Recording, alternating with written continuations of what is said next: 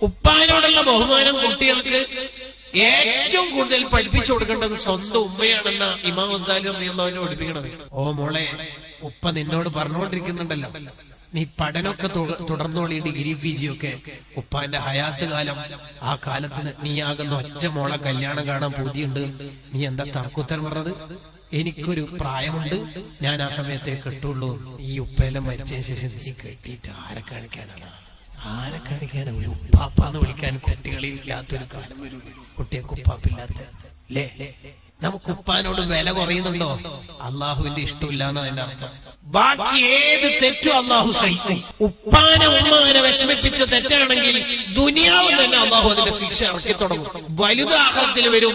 നിനക്ക് ജനിക്കുന്ന കുട്ടിക്ക് വാൾവിന് പ്രശ്നം, നിനക്ക് ക്യാൻസർ, നിനക്ക് ട്യൂമർ, നിനക്ക് പ്രയാസം വരും. തുടർച്ചയായ പ്രശ്നങ്ങൾ ഇങ്ങനെ വന്നുകൊണ്ടിരിക്കും. ഉപ്പാനെ ഉമ്മാനെ വേദനിപ്പിച്ചാൽ അള്ളാഹു സഹിക്കൂല.